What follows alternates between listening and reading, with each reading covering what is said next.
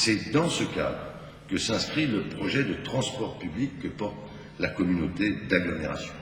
En 2013, 2 lignes de tram de près de 19 km desserviront le Grand Dijon, qui sera non seulement plus accessible, plus agréable à vivre, mais plus dynamique et attractif au plan économique. Ce projet est bien plus qu'un mode de transport moderne et écologique. C'est le fil rouge d'une mutation déjà bien engagée qui fera entrer la capitale de la Bourgogne, son agglomération, avec force et atout dans le XXIe siècle. Il y a cependant, et nous le savons, des défis qui sont plus immédiats. Nous pensons bien sûr à la défense du pouvoir d'achat des Dijonnais. Je lis leur courrier, je perçois leur attente de la manière la plus pressante. Il appartient à notre municipalité d'entreprendre ce qui est de sa compétence, bien sûr, pour les protéger. Les élus locaux que nous sommes ne peuvent rester passifs et demeurer de simples observateurs. C'est la raison pour laquelle, par exemple, sur ma proposition, le conseil municipal a décidé de ne pas augmenter les prix des services depuis le 1er janvier 2007 jusqu'au 1er septembre 2009. Cette disposition, elle concerne toutes les familles. Et cet engagement, nous l'espérons, aussi modeste soit-il, ou en tous les cas partiel, est de nature à soulager quelque peu le budget des familles dijonnaises. Notre société, mesdames, messieurs, est fédérée par un certain souci des autres. Les succès malheureux mais significatifs des Restos du Cœur, la quantité innombrable d'associations, de bénévoles sont très significatifs.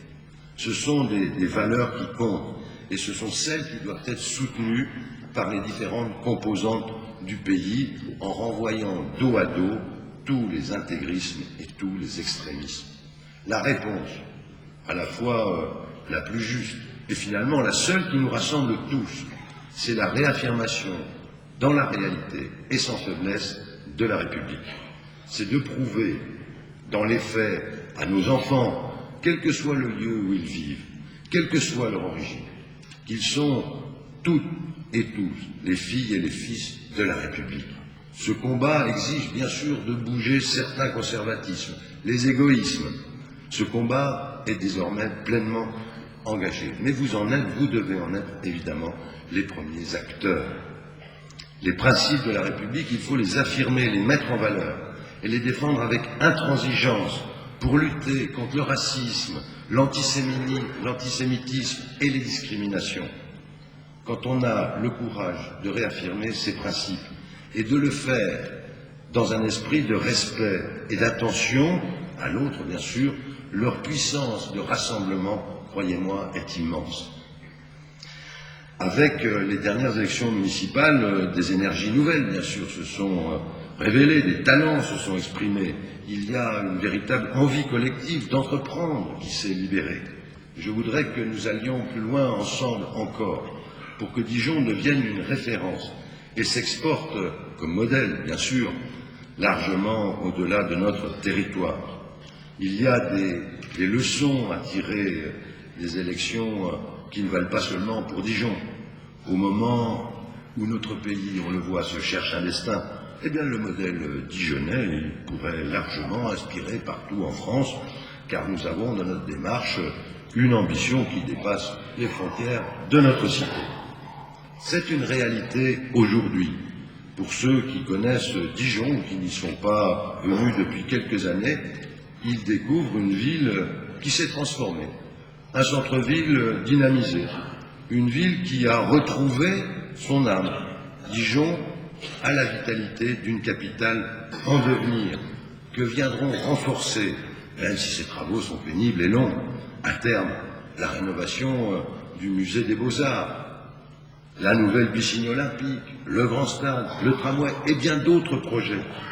Ils seront mis en œuvre. L'équipe que j'anime a une feuille de route, celle que vous nous avez confiée. Tenir nos engagements, mais aussi, bien sûr, inventer, innover. Pour y parvenir, et je le fais ce soir, la compétence et le savoir-faire des agents de l'administration municipale et communautaire demeurent des atouts essentiels. En votre nom à tous, je leur rends hommage pour leur dévouement au service de la population dijonnaise. Par le passé, souvent, mais vous le savez, ceux qui habitent ici le savent, les Dijonnais faisaient souvent référence à d'autres villes mythiques. Aujourd'hui, ils ont confiance dans leur ville. Ils considèrent à présent Dijon comme une véritable capitale régionale. Ils ont foi dans leur ville. Ils sont fiers de Dijon. Cette ville a pu se rénover, se réinventer un projet politique. Cette nouvelle ville, nous y croyons. Dijon a retrouvé son attractivité, son dynamisme dans sa dimension économique, culturelle, patrimoniale et, je n'ai pas peur de le dire aussi, festive. Les Dijonnais m'ont confié, à moi et à l'équipe municipale, bien sûr, le soin de présider aux destinées de notre ville. Cela nous donne l'envie de tutoyer l'histoire. Quand on est à Dijon, on comprend pourquoi. Cette belle et riche histoire de Dijon qui nous fait obligation de prendre la vraie dimension des fonctions qui nous ont été confiées. Cette histoire nous interdit la petitesse, la médiocrité.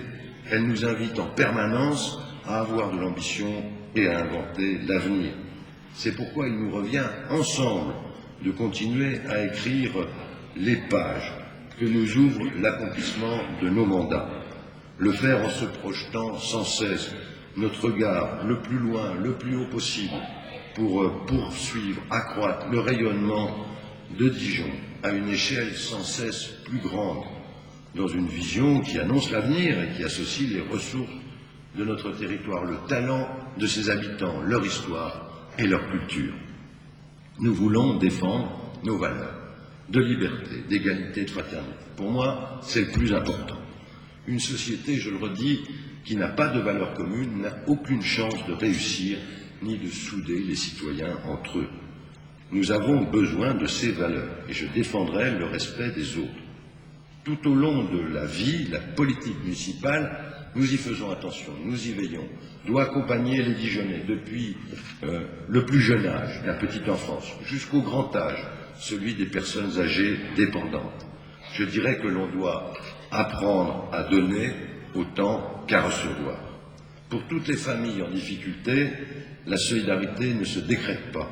Elle s'impose comme une nécessité, une solidarité garante de la cohésion sociale, qui représente un moyen pour redonner de la dignité à tous.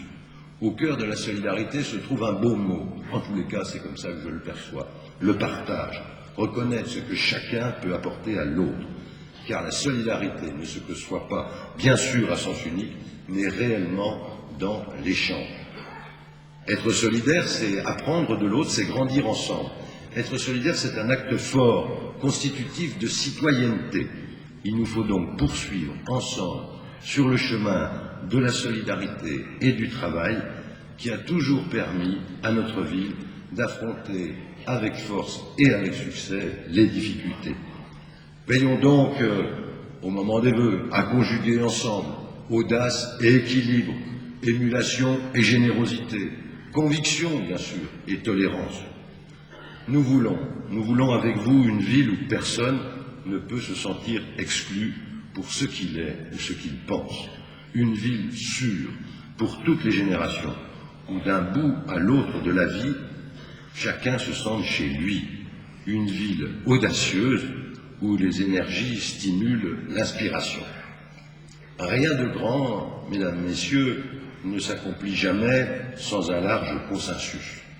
J'invite donc, et c'est normal, à l'occasion de ces vœux, majorité et minorité, à renouveler l'ambition affirmée et l'action menée, afin qu'elle soit celle de la ville tout entière.